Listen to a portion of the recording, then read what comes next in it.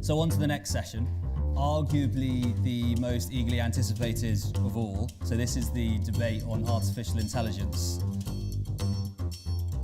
Where do we put empathy? We're going to knock out potentially 80% of the workload of doctors. We should fear natural stupidity more than artificial intelligence, perhaps.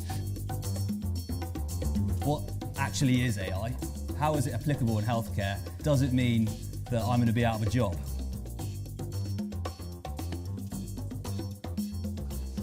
Almost every country is facing problems of accessibility and affordability of healthcare. The good news is other people have done the hard work on that. They put a mobile phone or a device inside everybody's hand. 7 billion of them out there, more than human beings actually. If we can make most of the healthcare most people need and deliver it at the devices most of them already have, we've made healthcare incredibly accessible. And that is not a very difficult job.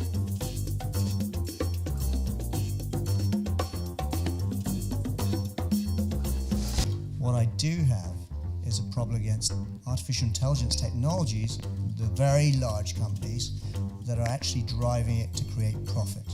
That's a bias in the system. Not a supply-side push, but a demand-side lead, and that's the way round it should be. Most of us as doctors go into healthcare believing we're going to make a positive, good difference, irrespective of the funding and the financing.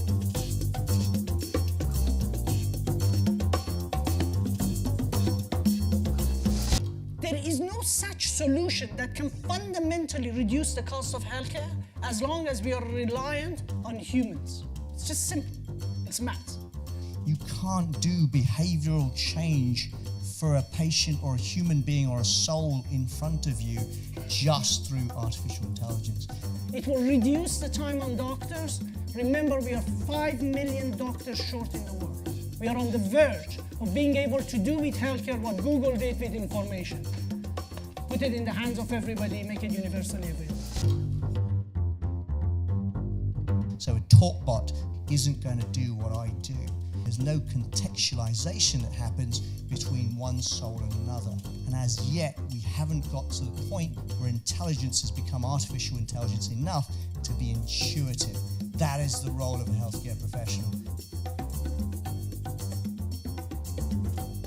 We have driverless cars, why not doctorless patients? I mean, not only are our patients dependent on us as healthcare providers, but as healthcare providers, we are dependent upon the dependency of our patients.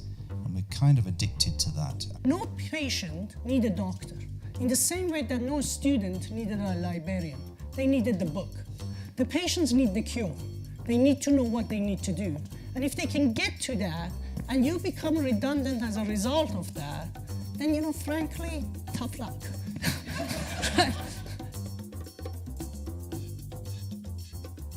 How long will it be before human drivers are banned from the roads?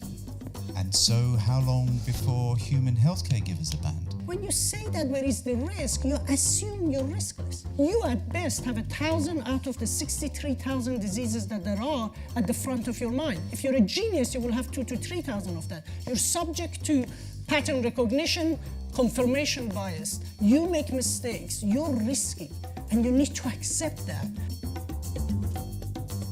So don't be scared of it, embrace it.